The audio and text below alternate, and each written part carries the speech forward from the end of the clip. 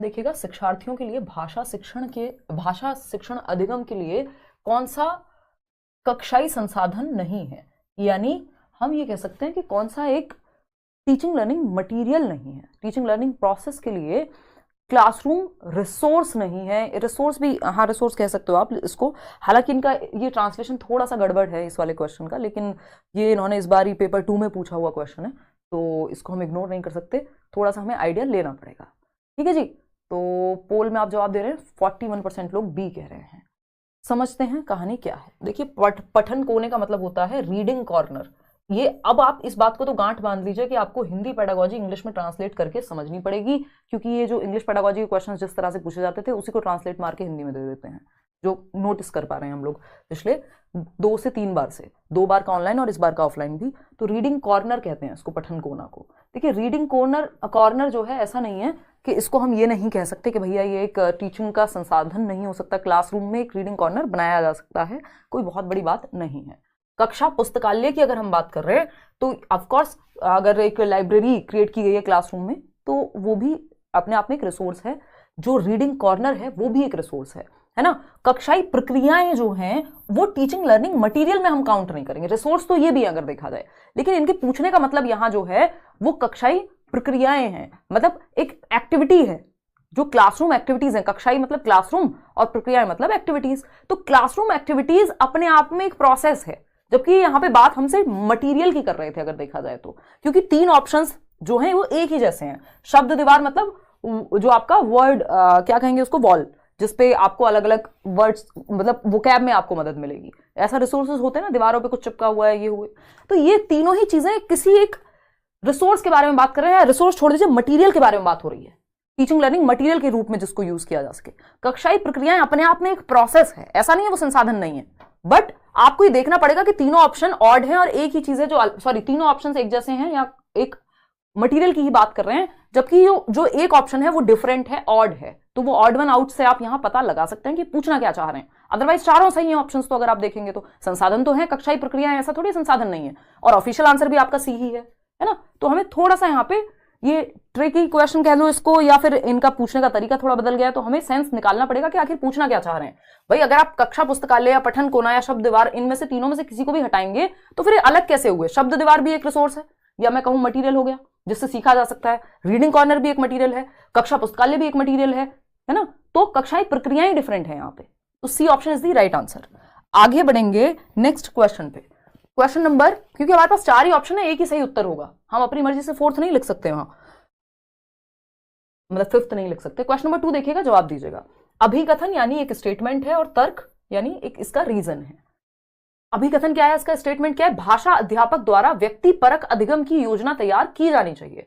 यानी व्यक्तिपरक अधिगम क्या होता है, इंडिविजुअलाइज्ड एजुकेशन प्लान, यानी इंडिविजुअल नीड्स को ध्यान में रखते हुए अलग अलग बच्चे होंगे, उनके हिसाब से व्यक्तिपरक अधिगम की योजना बनानी चाहिए। आईईपी भी कह देते हैं स्पेशल एजुकेशन में तो इसको, है ना। उसी तरह की एक बात है यहाँ पे कि इंडिविजुअल नीड्स को ध्यान में रखते हुए कि ये बच्चा ऐसे सीख पाएगा, मल्टीपल तरीके पढ़ाने के लाने चाहिए। ये बात सही है या नहीं है, बिल्कुल सही है। क्या दिक्कत है इसमें, ट्रू है ये बात, परफेक्ट है। रीजन क्या है इसका, नई भाषाओं के अधिगम से शिक्षार्थियों में विविधता होती है। यानी जब बच्चे नई भाषा सीखते हैं तो डाइवर्सिटी क्रिएट होती है, बिल्कुल सही बात है ना। अलग अलग भाषाओं वाले बच्चे होंगे, विविधता होगी, जैसे देश में विविधता है, चाहे वो भाषा के आधार पे हो, चाहे वो संस्कृति के आधार पे हो, या डिफरेंट चीजों के आधार पे हो, ठीक है ना। तो ये बात भी सही है। हमारे 3 स्टेप होते हैं, क्या ये पहला सही है, बिल्कुल सही है। क्या दूसरा सही है, हाँ सही है। क्या ये इसके लिए सही है, तो बात गड़बड़ा गई। यहाँ पे तीसरी शर्त पूरी नहीं हो रही कि भाई ये दोनों आपस में सही हैं, अलग अलग सही हैं, इंडिविजुअली एक दूसरे के लिए सही नहीं है। क्या हो जाएगा, ब्रेकअप। ब्रेकअप बोले तो A is not the right reason for the statement या अभिकथन। मतलब हम यहां पे ये कहेंगे कि ए और आर दोनों सही हैं तथा आर ए की सही व्याख्या है। नहीं नहीं नहीं नहीं नहीं, सही व्याख्या कहां है, ए और आर दोनों सही हैं परंतु आर और ए की सही व्याख्या नहीं है। जो ए की सही व्याख्या आर नहीं करता, ये कह रहा है नई भाषा सीखने से विविधता बनती है, जबकि पहली बारी में बात हो रही थी कि एक लैंग्वेज टीचर को, एक भाषा अध्यापक को अलग अलग बच्चे की नीड्स को ध्यान में रखते हुए एक पाठ्य योजना बनानी चाहिए, जो कि बात सही थी। लेकिन क्यों बनानी चाहिए, क्योंकि विविधताओं के आधार पर बनाए, ऐसा कुछ होता तो समझते। लेकिन ये अलग बात है, ये अलग बात है, दोनों बातें सही हैं बट एक दूसरे के लिए सही नहीं है, इसलिए आंसर क्या होगा, बी होगा। आप लोग इसमें डी दिए जा रहे हैं, क्यों कर रहे हैं जी ऐसा, बताइए जरा, क्या दिक्कत आ रही है? 34% लोग सही उत्तर दे पा रहे हैं सिर्फ। कोई बात नहीं, प्रैक्टिस से ठीक हो जाएगा।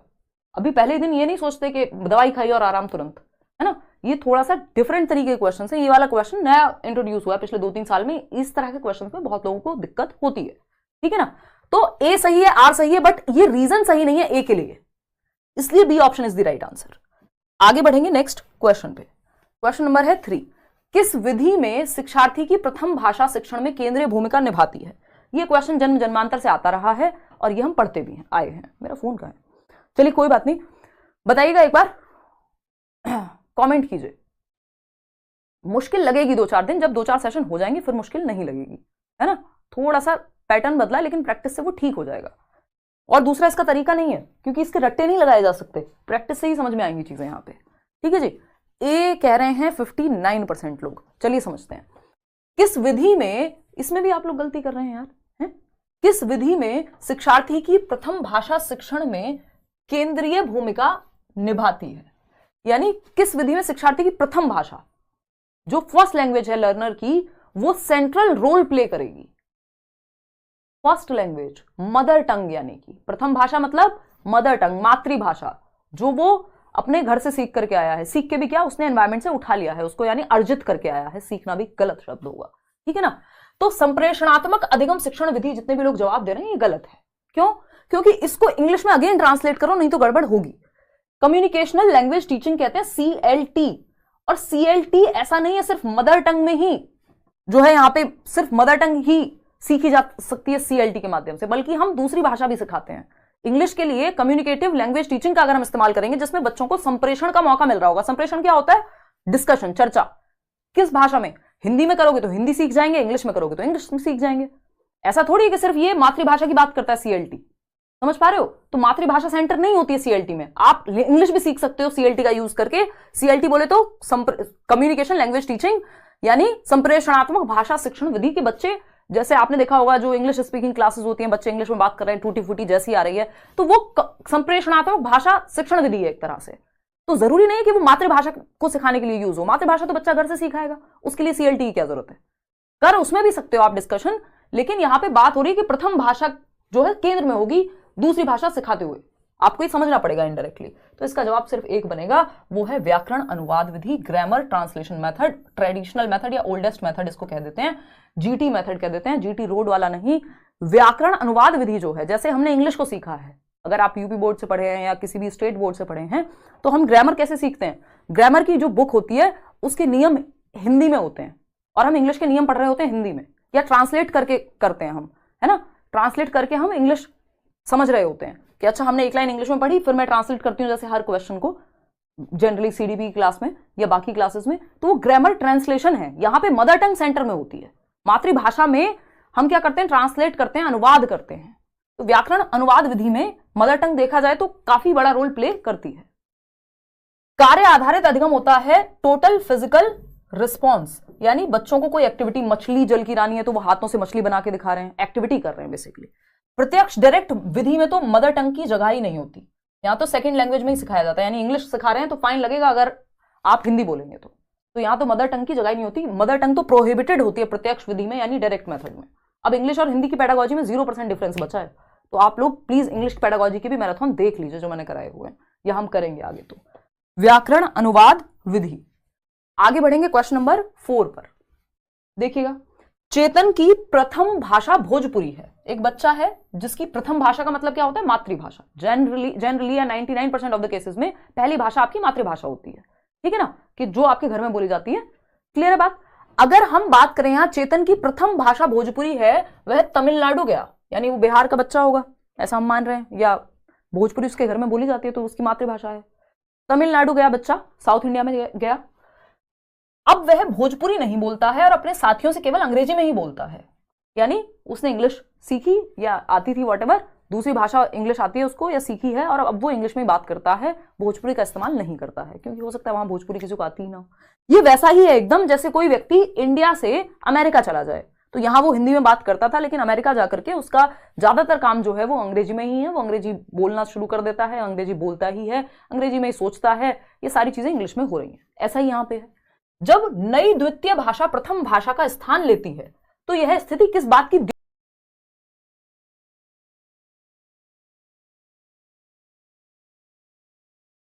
लेती है, तो यह स्थिति किस बात की द्योतक है?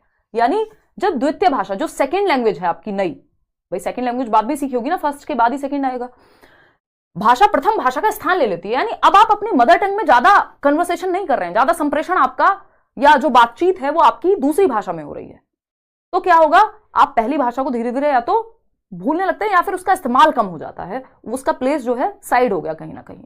तो ऐसी स्थिति को हम ऋणात्मक द्विभाषावाद कहते हैं, यानी इसको द्विभाषावाद नहीं कहेंगे। द्विभाषावाद तो होता है कि दोनों भाषाओं का प्रयोग कर रहा होता बच्चा, कि घर में वो भोजपुरी बोलता है और क्लासरूम में वो इंग्लिश, या दोनों को मिक्स एंड मैच करता है। तो द्विभाषा का मतलब दो भाषाएं आती हैं बच्चे को और दो भाषाओं का इस्तेमाल भी कर रहा है। यहां पे अगर ये ऑप्शन में नहीं होता बी ऑप्शन, तब हम द्विभाषा के साथ जा सकते थे कि बच्चे को दो भाषाएं आती हैं। तो चारों ऑप्शन में से बेस्ट चूज करना है हमको, ठीक है ना। कोड स्विचिंग होता है, अभी एक क्वेश्चन आएगा, उससे पहले मैं बता दूंगी तो आप फिर पकड़ जाएंगे आंसर। कोड स्विचिंग होता है जब आप एक भाषा से दूसरी भाषा में चले जाते हैं, है ना। एक कोड मिक्सिंग भी होता है, ये यहीं पे दिया हुआ है। कोड मिक्सिंग है जब आप कुछ वर्ड्स दूसरी भाषा के यूज करते हैं, जैसे मैंने अभी किया, मैंने कहा कुछ वर्ड्स, कुछ हिंदी है, वर्ड्स जो है क्या है, इंग्लिश वर्ड है, और फिर से मैं हिंदी में आ गई, तो ये कोड मिक्सिंग है ना। कोड स्विचिंग क्या होता है, मैं हिंदी बोलते बोलते इंग्लिश में बोलना शुरू कर देती, वो कोड स्विचिंग हो जाता है, यानी भाषा चेंज कर दी मैंने। लेकिन ये है ऋणात्मक द्विभाषावाद, क्योंकि आपने दूसरी भाषा सीखी और पहली भाषा का आपने इस्तेमाल बंद कर दिया, तो ये नेगेटिव कह लीजिए इसको आप, है ना, द्विभाषावाद, यानी दूसरी भाषा यूज नहीं हो रही है। तो B option is the right answer. जल्दीबाजी में हमको जवाब नहीं देना है, क्योंकि दूसरी भाषा ने स्थान ले लिया पहली भाषा का, आपको ये देखना पड़ेगा। तो अगर 20 साल बाद कोई अमेरिका से आ रहा है तो उसको मुश्किल होती है हिंदी में बात करने में, कई बार मतलब उसको नॉर्मलाइज करना पड़ेगा, 2 दिन लग जाएंगे शायद, ऐसा नहीं है वो भूल जाएगा, ठीक है ना, कि वो फ्लो, नेचुरल फ्लो जो है बच्चे का तमिलनाडु में जाकर के इंग्लिश में बन गया है, जबकि भोजपुरी उसको पहले आती थी। अगर हम बात करें निम्नलिखित में से ऋणात्मक का मतलब माइनस हुई है कोई एक लैंग्वेज, तो ऋणात्मक द्विभाषावाद, यानी दो भाषा उसको आती है लेकिन नेगेटिव हट गई है एक भाषा यूज में से, इसलिए ऋणात्मक द्विभाषावाद, ऐसे याद रख सकते हो, ठीक है ना। बढ़िया से लाइक शेयर करते हुए मस्त एकदम खुशी के साथ जवाब देना है, समझना है चीजों को, ताकि एनर्जी बनी रहे, मेरी भी और आपकी भी, है ना। मेरी भी एनर्जी थोड़ी डाउन है आजकल, लेकिन वो बन जाती है आपके साथ डिस्कशन करके। क्वेश्चन नंबर 5 देखिए, निम्नलिखित में से कौन सा पठन पूर्व गतिविधि को समर्थित करता है, यानी समर्थन करता है किसका, पठन पूर्व गतिविधि। पठन पूर्व गतिविधि क्या होता है, जब हम पढ़ने से पहले, यानी बिफोर रीडिंग एक्टिविटी है एक, रीडिंग से प्री रीडिंग एक्टिविटी भी कहते हैं इसको इंग्लिश में, ठीक है ना। इंग्लिश में ट्रांसलेट कर लेंगे तो इजी हो जाएगा, अब आप बच नहीं सकते, क्योंकि इन्होंने ट्रांसलेट करके हिंदी पेडागोजी देने लग गए हैं, ठीक है ना। तो निम्नलिखित में से कौन सा पठन पूर्व गतिविधि को समर्थित करता है, यानी प्री रीडिंग एक्टिविटी को क्या करता है, डिनोट करता है या उसकी तरफ इशारा करता है, कौन सा एक ऑप्शन, यानी जो एक्टिविटी रीडिंग से पहले हो। एक तो होती है प्री रीडिंग एक्टिविटी, दूसरी होती है पोस्ट रीडिंग, और तीसरा होता है ड्यूरिंग रीडिंग, यानी रीडिंग जब चल रही हो। तो प्री रीडिंग यानी पूर्व पठन की बात हो रही है। पोस्ट पठन में हो सकता है आपको कोई अभ्यास कराने को दे दिया जाए, कुछ क्वेश्चंस पूछ लिए जाए आपसे पाठ के बारे में, जो पाठ में आया हो उसके बारे में। तो शिक्षार्थी को कार्य का सारांशीकरण, देखिए सारांशीकरण होता है समराइज करना, समराइज करना पोस्ट, यानी उत्तर पठन की बात होगी। जब पढ़ लिया है आपने चैप्टर तब तो सारांश बता पाएंगे। मूवी देख के ही तो आप एक स्टोरी बताते हो किसी को, बिना मूवी देखे कहां से सारांश बता दोगे, या बिना कहानी पढ़े कहां से सारांश बताओगे। तो ये तो हट गया, क्योंकि हमें पठन पूर्व चाहिए गतिविधि, पठन उत्तर पठन या जो भी व्हाटएवर, मतलब पठन के बाद वाली नहीं चाहिए। यहां पे अनुमान लगाने से संबंधी कार्य का प्रयोग, यानी पढ़ने से पहले प्रिडिक्शन एक चीज होती है जो प्री रीडिंग एक्टिविटी में आती है, कि आप अनुमान लगा रहे हैं उसके शीर्षक को देख के, कोई पिक्चर को देख के आइडिया लगा रहे हैं कि किस बारे में होगा, या टीचर आपसे कुछ शुरुआत में उस चैप्टर के आसपास के कुछ क्वेश्चन पूछे जिसका आपको बेसिक आइडिया हो, है ना, कि भाई आज हम बारिश के बारे में पढ़ेंगे, अच्छा तुम्हारा क्या एक्सपीरियंस रहा था, तुम घूमने गए थे, तो आज हम ट्रैवल पढ़ेंगे। तो अभी पढ़ने जा रहे हैं उससे पहले जब आप ये पाठ किस बारे में है, तो ये अनुमान लगाने से संबंधित कार्य, चाहे आप शीर्षक देख के यानी उसका टाइटल देख के अनुमान लगा रहे हो, पिक्चर देख के अनुमान लगा रहे हो, कई तरह से अनुमान लगाया जा सकता है। तो ये बात सही है। व्याकरणिक संरचनाओं का शिक्षण, भाई चैप्टर पढ़ा नहीं है, उसमें आने वाले ग्रामेटिकल स्ट्रक्चर को कहां से सीख जाएगा बच्चा, ये बाद में सिखाया जाएगा कि यहाँ पे ये शब्द संज्ञा का इस्तेमाल हुआ था जब ये स्टोरी चल रही थी। तो जैसे राम के बारे में कोई कहानी है तो राम इसमें संज्ञा है, ये बाद में आप बताते हैं या ड्यूरिंग बताते हैं, पहले नहीं बता देते चैप्टर से, ठीक है ना। तो ये भी गड़बड़ हो गया। भावानुवाद संबंधी कार्यों का प्रयोग, कि भाव क्या है किसी बात का, पढ़ के ही तो पता लगेगा। तो सिर्फ बी ऑप्शन है जो पठन पूर्व गतिविधि का हिस्सा है, कि अनुमान लगा रहे हैं आप चैप्टर के देख करके ऊपर से, या आपसे उसके आधार पे कुछ आपकी प्रीवियस नॉलेज से रिलेटेड क्वेश्चंस पूछे जा रहे हैं। क्वेश्चन नंबर 6 देखिएगा, उपचारात्मक शिक्षण के बारे में कौन सा सही है। ये क्वेश्चन भी हमेशा आता है कि उपचारात्मक शिक्षण को हम रेमेडियल टीचिंग कहते हैं, इंग्लिश में हम इसको रेमेडियल टीचिंग कहते हैं, ठीक है जी। क्या होता है रेमेडियल टीचिंग, बताइए एक बार। देखिए एक चीज होती है डायग्नोस्टिक टेस्ट, दूसरा होता है रेमेडियल टीचिंग। निदानात्मक शिक्षण के अंदर ही उपचारात्मक प्रक्रिया आती है। तो आप पोल में बताएंगे मैडम सो गई थी, पोल बहुत स्लो लगा रही हो, है? लोग रो रहे हैं, कह रहे हैं हाँ हाँ हाँ। देखो एक बार, खैर ये सब हम हंसी मजाक करते रहते हैं, थोड़ा आइस ब्रेकिंग कह लीजिए। उपचारात्मक शिक्षण के बारे में कौन सा सही है, यानी रेमेडियल टीचिंग के बारे में, जो उपचार के रूप में दिया जाएगा, जब बच्चे को जहां समस्या आ रही है उसको ठीक करना उपचारात्मक है ना। क्या आपको समझ नहीं आया, दोबारा समझाया जा रहा है एक तरह से, या स्पेशल क्लास लगाई जा रही है, ये उपचारात्मक शिक्षण में आते हैं। तो प्रदर्शन या उपलब्धि सुधार हेतु मदद देना, यानी जहां परफॉर्म करना है बच्चे को या और नंबर बढ़ सके उस चीज के लिए हेल्प दे रहे हैं आप। या फिर पिछड़े विद्यार्थियों के साथ सहानुभूति दर्शाना। सहानुभूति होता है अरे मेरे बच्चे बहुत कमजोर हो तुम तो पढ़ाई में, मुझे बड़ी सिंपैथी है तुमसे, है ना, तुम में तो दिमाग ही नहीं है। मतलब इट्स लाइक कि सिंपैथी से काम कहां चलेगा, सहानुभूति से नहीं। एक तो समानुभूति बेहतर होती है यानी एम्पैथी, और दूसरा सहानुभूति से क्या काम चलेगा, आपको ठीक करना पड़ेगा, आपको बच्चे को मदद करनी पड़ेगी जहां दिक्कत है। उपलब्धि में सुधार हेतु अतिरिक्त अंक देना, ग्रेस मार्क्स नहीं। मेधावी बच्चों को अतिरिक्त ध्यान देना, बिल्कुल भी नहीं, ठीक है ना। प्रदर्शन उपलब्धि सुधार हेतु मदद देना, यही अब तो सही बच रहा है, क्योंकि मुझे लगा कि शायद इससे बेहतर ऑप्शन हमारे पास होगा। ऐसा कुछ होगा कि जहां दिक्कत आ रही हो बच्चे को वहां आप उसको हेल्प कर रहे हैं, तो वही बात इसमें कही गई है इनडायरेक्टली। तो प्रदर्शन उपलब्धि सुधार हेतु मदद देना, यानी आगे, ये उस सेंस में कहा गया है कि आगे हेल्प मिले बच्चों को परफॉर्म करने में, या उपलब्धि मतलब जितना वो सीखा है उसमें और मदद मिल सके, यानी उपचार कर रहे हैं आप। तो ए ही ऑप्शन सही बचता है। शुरुआत में तो मुझे लग रहा था कि ये नेगेटिव है, बट ये चारों ऑप्शन आपको पढ़ के ही पता लगता है कि किस बारे में बात हो रही है। तो बाकी के 3 ऑप्शन तो एकदम खराब है। यहाँ पे सहानुभूति देना, अतिरिक्त अंक देना, मेधावी बच्चों का मतलब होता है जो बहुत अच्छा पढ़ रहे हैं, फर्स्ट आते हैं, उन बच्चों पे ध्यान देना नहीं। जबकि उपचारात्मक शिक्षण उनके लिए होता है जनरली जहां जिस बच्चे को दिक्कत आ रही होती है, किसी वजह से पीछे रह गए हैं, है ना, कहीं कहां समस्या है, उसके आधार पर आप रेमेडी दे रहे हैं, दोबारा पढ़ा रहे हैं, स्पेशल क्लास लगा रहे हैं, वॉट या नए तरीके से पढ़ा रहे हैं, तो ये प्रदर्शन सुधार हेतु मदद दे रहे हैं आप बच्चे को। ए ऑप्शन ही यहाँ बेटर है। क्वेश्चन नंबर 7 देखिएगा, अगेन आपके फेवरेट टाइप का क्वेश्चन जिसमें आपको डर लगता है, ये डर खत्म हो जाएगा, डोंट वरी। अभिकथन यानी स्टेटमेंट है और इसका रीजन है तर्क। देखना है क्या ये दोनों सही हैं, क्या दोनों एक दूसरे के लिए सही हैं। 3 स्टेप हैं, पहले ए सही है कि नहीं, आर सही है कि नहीं, फिर आर ए का रीजन है कि नहीं। ये 3 स्टेप हैं सिंपल इस तरह के क्वेश्चन को सॉल्व करने के लिए। पहला ऑप्शन क्या है भाई, अभिकथन है या स्टेटमेंट है, अंग्रेजी भारत में एक सह राजकीय भाषा है, यानी जो इंग्लिश लैंग्वेज है वो सह राजकीय भाषा है, यानी एसोसिएट ऑफिशियल लैंग्वेज है।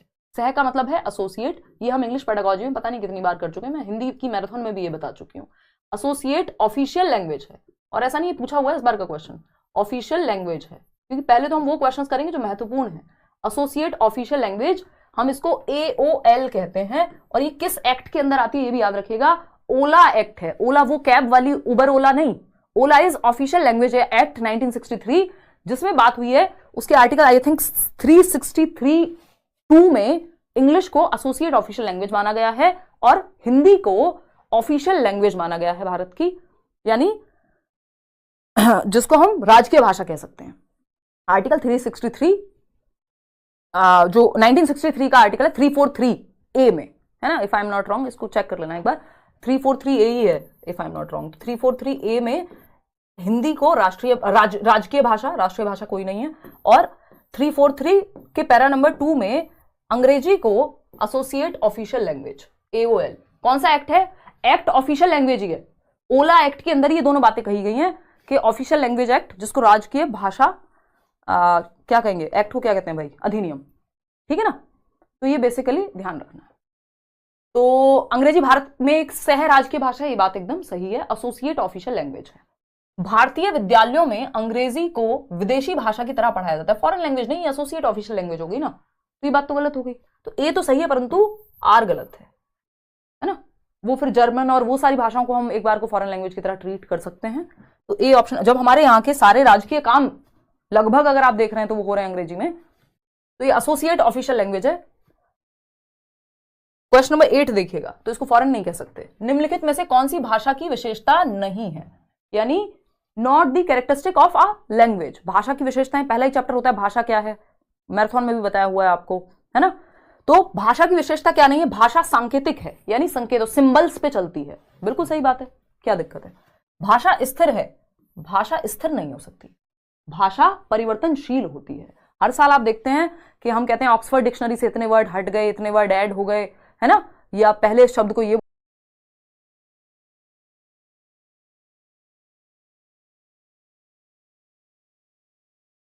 मूवी उठा लीजिए पुराने जमाने की और आज की मूवीज आप उठाइए, तो भाषा में परिवर्तन है। और इसी परिवर्तन को ज्यादा खतरनाक तरीके से दर्शा दिया था, कौन सी मूवी आई थी वो, रामायण के नाम पे मजाक, कौन सी मूवी थी, हाँ तो जो भी थी जिसपे बड़ा बवाल हुआ था, तो लंका फलाने की, और ये वो जो डायलॉग थे, तो वो हम लोग जिन्होंने बचपन में वो वाली रामायण देखी है, हम सर पकड़ के बैठे थे, भाई साहब क्या चल रहा है, अब हंसे इस पे, रोएं इस पे, क्या करें, है ना, या तो उसको मजाक की तरह ले पाए। आदि पुरुष, एग्जैक्टली, हाँ। तो ये क्या है, भाषा समय के साथ बदल रही है, वो समय के साथ बदलने की कोशिश कर रहे हैं, कोशिश उन्होंने पूरी करी है कि समय के साथ बदल जाए, है ना, कि आज के जमाने में जो मीम्स चल रहे हैं, जिस तरह से लोग बात करते हैं इंटरनेट पे, वो एकदम डिफरेंट है, आज से 30 साल पहले अलग थी, तो उसमें चेंज ले आए, ठीक है ना। तो वो चेंज कई बार खतरनाक हो जाता है, समाज उसको एक्सेप्ट नहीं करता, ठीक। तो भाषा स्थिर नहीं है, भाषा परिवर्तनशील है, समय के साथ बदलती रहती है। तो ये बात गलत है, और जो गलत है वही सही है, क्योंकि पूछा ही गलत था, विशेषता नहीं है पूछा था हमसे, सही है बात या नहीं, ठीक है जी। भाषा सामाजिक है, हाँ बिल्कुल सोशल है, समाज समय के साथ बदलता है, भाषा भी बदलती है ना। भाषा व्यवस्थित है, हाँ एक स्ट्रक्चर होता है लैंग्वेज में, ठीक है जी। हाँ आदि पुरुष थी, समझ गए, मूवीज आपको भी सारी याद रहती हैं। चलिए आगे बढ़ते हैं, क्वेश्चन नंबर 9 देखिएगा एक बार, इसका जवाब दीजिएगा। अभिकथन, अभिकथन क्या है, एक स्टेटमेंट पढ़िए, पहले के ज्ञान के प्रत्यास्मरण के लिए विद्यार्थियों को संकेत देना महत्वपूर्ण है, यानी हम हिंट दे रहे हैं ताकि बच्चे के जो पुराना ज्ञान है या जो उसने सीखा है वो रिवाइज हो सके। बिल्कुल सही बात है, क्या दिक्कत है, हिंट दे सकते हो आप रिवीजन के लिए, जैसे अभी आपने आदि पुरुष के लिए मैंने हिंट दिया, आप समझ गए, ठीक, मुझे खुद नहीं याद आ रहा था तो मेरा भी रिवीजन हो गया। अब तर्क क्या है इसका, रीजन क्या है, पहले के ज्ञान के प्रत्यास्मरण से विद्यार्थियों को जानी गई भाषा से नई भाषा में संबद्धता स्थापित करने में मदद मिलती है। यानी पहले के ज्ञान के प्रत्यास्मरण से यदि हम प्रीवियस नॉलेज को क्या करेंगे, रिवाइज करा देंगे, तो विद्यार्थियों को जानी गई भाषा से नई भाषा में संबद्धता, यानी रिवीजन हो गया, आप जब कुछ नया सीख रहे होंगे तो हेल्प मिलेगी उसके बेसिस पे, क्योंकि आपको जो ऑलरेडी सीखा था वो आपको रिवाइज हो गया। बात तो सही है, दोनों बातें सही है ना, व्याख्या भी हो रही है, इसी के बारे में है, जो रीजन है वो भी। चलिए क्वेश्चन नंबर 10 पे देखते हैं। अगर हम बात करें यहां पर, तो हम कह सकते हैं कि एक पाठ योजना बनाते समय उसका उद्देश्य निश्चित किया गया कि विद्यार्थियों को यह सिखाया जाए कि ग्राहकों के साथ विशिष्ट व्यापार संबंधी संप्रेषण कैसे किया जाए। यह उद्देश्य नीचे दी गई किस विधा से मेल खाता है। भाई विधाएं हैं ना, बहुत सारी भाषा में होती ही हैं, निबंध है आपकी, चाहे वो रिपोर्ट है, पत्र है, आलेख है, जो भी आप कहना चाहें। NIOS वाले यूपी टेट, सुपर टेट और सीटेट एग्जाम के लिए एलिजिबल हैं क्या मैम प्लीज। इस पे एक अलग से मैं वीडियो बनाऊंगी रवीना, इस पे उन्होंने अलग से चर्चा की नहीं है, बट मुझे लगता है कि वो अलाउ नहीं करेंगे, है ना, NIOS को। बाकी लेट्स सी, मैं इस पे एक अलग से डिस्कशन करके थोड़ा सा उसमें समय और लगेगा, मैं एक वीडियो बनाऊंगी, मैं इस पर बना नहीं पाई हूँ। देखिएगा, कोई कह रहा है पैसा, हाँ भाई कोई परेशान होता है तो वो तरीका है ना, हाईलाइट हो जाता है कॉमेंट, तो देखिएगा डी ऑप्शन 30% लोग कह रहे हैं। चलिए समझते हैं, बात हो रही है कि एक पाठ योजना बनाते समय, पाठ योजना क्या होती है, लेसन प्लानिंग, जिसको LPs कहते थे हम, जो टीचिंग ट्रेनिंग जिन्होंने थोड़ा रेगुलर की होगी उनको याद होगा, है ना, जिन्होंने हवा में की है उनको थोड़ा कम याद होगा, बट याद होगा, फाइल वाइल तो सबमिट हुई होंगी, है ना। तो जो लेसन प्लानिंग है यानी पाठ योजना है, उसमें कुछ ऑब्जेक्टिव्स होते हैं, उद्देश्य जिसको हम कह रहे हैं। तो उद्देश्य निश्चित क्या किया गया है, उद्देश्य निश्चित है कि यह सिखाया जाए कि ग्राहकों के साथ विशिष्ट व्यापार संबंधी संप्रेषण कैसे करना है, यानी कस्टमर है उनको क्या, तो पत्र के माध्यम से बात की जाएगी, तो आसान बात है ना, पत्र के माध्यम से ही बात की जाएगी। आलेख तो आर्टिकल हो सकता है और 70 चीजें, वर्णन, रिपोर्ट, तो यहाँ पे क्योंकि बात क्या चल रही है, बातचीत की, संप्रेषण की बात चल रही है, सिर्फ एक तरफा बात नहीं है, तो पत्र एक तरफ से जाएगा, उधर से भी आएगा, रिपोर्ट तो एक तरफा हो जाती है बहुत हद तक, या हम उसको उस तरह से यूज नहीं करेंगे जिस तरह से हम यहाँ पे व्यापार की बात हो रही है। रिपोर्ट अलग अलग पर्पस के लिए यूज होती है, चाहे हम आर्टिकल की भी बात करें तो न्यूज़पेपर वगैरह में हम यूज करते हैं, लेकिन यहाँ पे संप्रेषण की बात हो रही है, 2 वे कम्युनिकेशन होगा, तो पत्र भेज सकते हैं, पत्र सामने से आएगा। वो होता नहीं था, आपको याद हो तो, कि हम पत्र लिखना सीखते थे कि इतनी प्रतियां भिजवा दीजिएगा, है ना, इस किताब की, तो वो सामने से रिप्लाई आएगा, फिर हम पत्र लेखन में यही पढ़ते हैं ना। क्वेश्चन नंबर 11 देखिएगा एक बार, क्वेश्चन नंबर 11 देखिएगा और जवाब दीजिएगा। क्वेश्चन नंबर 11 कहता है, एक अध्यापक ने अपने विद्यार्थियों को एक चित्र में 4 वाद्य यंत्र देखने के लिए कहा। अब वो वीणा हो सकता है, गिटार हो सकता है, कुछ और हो सकता है, पियानो हो सकता है ना, हारमोनियम हो सकता है। तो ये क्या 4 वाद्य यंत्र हैं, इंस्ट्रूमेंट्स हैं म्यूजिक के, जो देखने को कहा है फोटो में। आगे यह कहा कि आपस में चर्चा करो कि विभिन्न संगीत समारोहों में इनका प्रयोग क्यों किया जाता है। उस संज्ञानात्मक कौशल का चयन कीजिए जो इस गतिविधि से मेल खाता है।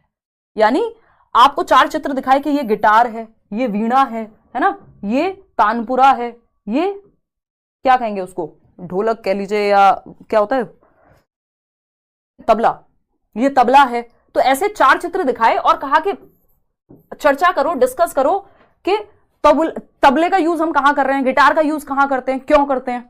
इसका मतलब इन चारों में विश्लेषण करना पड़ेगा, एनालिसिस करना पड़ेगा, सिचुएशन को समझना पड़ेगा, कहां कौन सी चीज यूज होती है। एकदम आसान है ये, तो इसमें कुछ नया नहीं बनाना, सृजित नहीं करना, कुछ नया थोड़ी क्रिएट करना है उनको, बस विश्लेषण करना है कि भैया एक रेस्टोरेंट में हो सकता है कि आपको गिटार बजाता हुआ दिखे किसी एक पर्टिकुलर सिचुएशन में, कोई हो सकता है कि आप जागरण में गए तो वहां हारमोनियम बजता हुआ नजर आए। तो अलग अलग सिचुएशन में अलग अलग हम क्यों यूज कर रहे हैं, उसके पीछे की हिस्ट्री क्या है, तो वो एनालाइज करेंगे, है ना।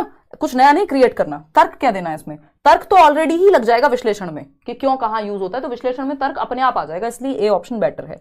सिर्फ कल्पना करना भी शामिल नहीं होगा, ये दोनों ही ऑप्शन ए में अपने आप समाहित हैं, तो वो ऑप्शन बेटर है जो सबसे बेटर हो या बाकियों को अपने अंदर समाहित कर ले, जो कि यहां ए था।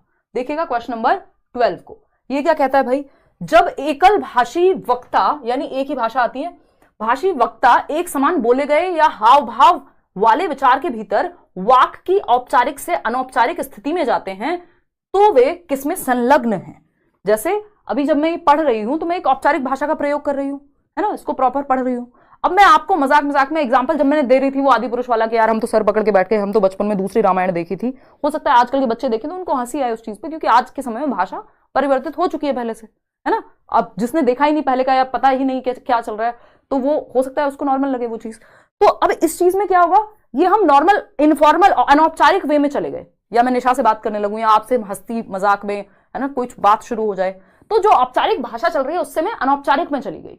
तो अगर मैं अनौपचारिक में चली ही गई, वापस ही ना आऊं, या फिर मतलब औपचारिक से अनौपचारिक की तरफ चली गई, तो इसको क्या कहेंगे। देखिए कोड मिक्सिंग तब होगा, कोड मिश्रण, जितने भी लोग जवाब दे रहे हैं, कोड मिश्रण होता है जब आप बीच में कोई वर्ड यूज कर ले रहे हैं।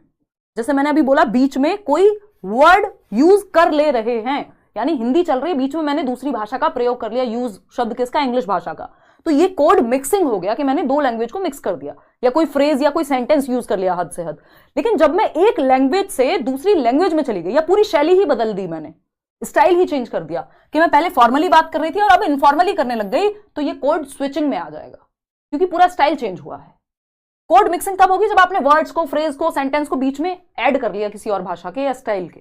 लेकिन कोड परिवर्तन है जब आप औपचारिक रूप से बात चल रही थी, अब आप अनौपचारिक स्थिति में चले गए, यानी पूरा स्विच ही कर लिया आपने, मिक्स नहीं किया इसमें, बीच में स्विच ही कर लिया, वे ही बदल लिया, अपना रास्ता ही बदल लिया।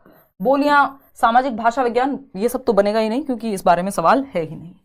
चलिए आगे बढ़ेंगे, क्वेश्चन नंबर 13 देखिएगा, ये क्या कहता है आपसे, बच्चों के अपने समुदाय में दूसरों के साथ अनौपचारिक अंतःक्रियाएं, मित्रता और संबंध बनाना भाषा के किस स्वरूप के प्रयोग पर आधारित हैं। यानी बच्चे जो हैं, अपनी सोसाइटी, उनका अपना एक ग्रुप है, वो क्या कर रहे हैं, दोस्ती कर रहे हैं, इंटरेक्ट कर रहे हैं, बातचीत कर रहे हैं, जानने की कोशिश कर रहे हैं। नया बच्चा आया है, कोई किसी का एडमिशन हुआ है, वो दोस्त बना रहा है, आपस में 4 बच्चे ग्रुप में कोई चर्चा कर रहे हैं, संबंध बना रहे हैं, मतलब दोस्ती का, भाई बहन वॉटेवर, मतलब छोटे बच्चे हैं उस केस में, तीसरी बात मत सोचिएगा यहाँ पे, ठीक है ना। तो मित्रता का, तो ये सब जो, ये किस चीज का स्वरूप है, सामाजिक अंतःक्रिया का, है ना, अनुकूलन का, अडेप्ट करने का। ये भाषा के कॉन्टेक्स्ट में समझना है आपको, इससे बेहतर ऑप्शन आत्मसात करना, सिर्फ आत्मसात कर लिया, इंटरेक्ट भी तो कर रहे हैं बच्चे, भरा थोड़ी है सिर्फ अपने अंदर। तो भाषा सामाजिकरण है कि भाई लिंग्विस्टिक सोशलाइजेशन, या हम लैंग्वेज के माध्यम से क्या कर रहे हैं, सामाजिकरण, एक दूसरे से मिल रहे हैं, एक दूसरे के साथ संबंध बना रहे हैं, इसी को सोशलाइजेशन कहते हैं एक तरह से। तो भाषा के माध्यम से हम सोशलाइज कर रहे हैं, रिश्ते बना रहे हैं, जान रहे हैं एक दूसरे को। ये ऐसा नहीं, सांस्कृतिकीकरण नहीं है कि आप इंडिया से अमेरिका चले गए, उनके कल्चर को फॉलो करने लगे, वो एनकल्चरेशन होता है, ठीक है। C option is the right answer. Question number 14 देखिएगा, 15 ही क्वेश्चन आज हम करने वाले हैं। क्वेश्चन नंबर 15 है आपका, शब्दावली के प्रयोग, यानी जो वोकैबुलरी है आपकी, शब्दावली के प्रयोग के संबंध में व्याकरण शिक्षार्थियों को क्या करने की दृष्टि प्रदान करता है।